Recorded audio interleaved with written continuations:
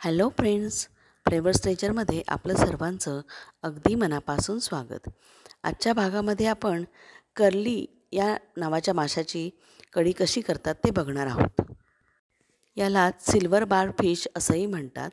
हा अगदी लांबट असा आणि चपटा मासा असतो ज्याच्यामध्ये काटे खूप असतात आणि याला एका ठराविक पद्धतीनेच कापावे लागते, नाहीतर काटे संपूर्ण कढीमध्ये पसरतात. हा मासा जेवढा मोठा घ्याल तेवढा तो टेस्टी असतो आणि त्याचे काटेही व्यवस्थित काढता येतात. इथे मी ओलं खोबरं घेतलेलं आहे, किसलेलं आहे, साधारण पाऊण वाटी आहे. हळद आहे छोटा चमचा, धणे घेतलेले आहेत 1 चमचा आणि 15-20 लाल मिरच्या घेतलेल्या आहेत. ह्या तुमच्या आवडीप्रमाणे तुम्ही कमी जास्ती करू शकता. ही कढी फार तिखट करत नाहीत आणि त्याच्यामध्येच आपण कांदा घालणार आहोत पाव भाग आणि मिरच्यांची आपण देठं काढून घेतलेली आहेत आणि त्याच्यामध्येच आपण तिरफळ घालणार आहोत, जे आपण झेजरून घेणार आहोत, पण ते वाटायचं नाही आहे, ते कढीमध्ये सेपरेटली घालायचं आहे. या कढीमध्ये घालण्यासाठी आपण 2 हिरव्या मिरच्यासुद्धा घेतल्या आहेत, ज्या आपण उभ्या चिरून त्यामध्ये घालणार आहोत.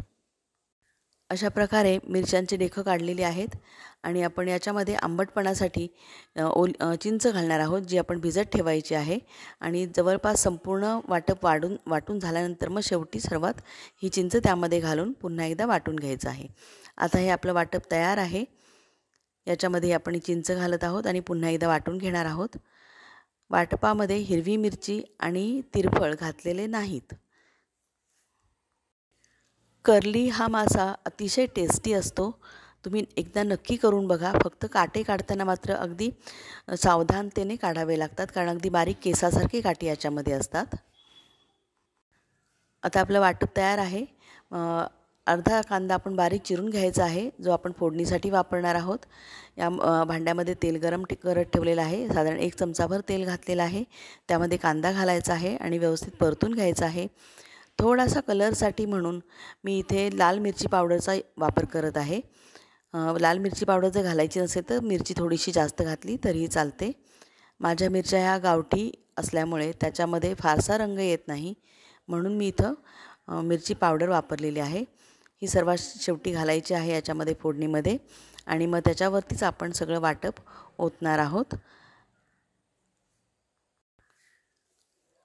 कर्ली मासा आपण हा फ्राय करूनसुद्धा खाऊ शकतो.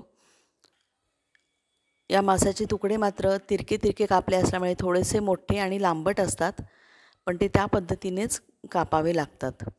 आता आपली ही कढी जवळपास तयार झालेली आहे.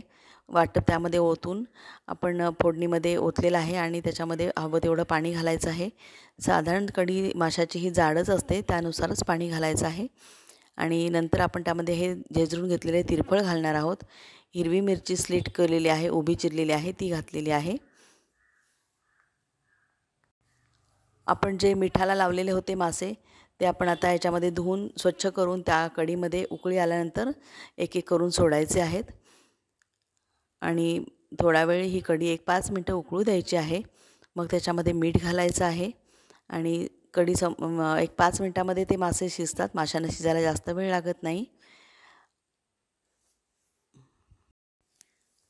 मासे शिजल्यानंतर कढीमध्ये मीठ घातलं जातं. आपल्याला जसं आवडतं आपल्या चवीप्रमाणे याच्यामध्ये मीठ घालायचं आहे आणि सगळं झाल्यानंतर पुन्हा एकदा एक उकळी येऊ द्यायची आहे आणि नंतर ही कढी सर्व करायसाठी तयार आहे. भाताबरोबर चपातीबरोबर सुद्धा ही कढी छान लागते. तर लवकरच करून बघा आणि मला कमेंटमध्ये सांगा कशी झाली आहे. थँक्यू.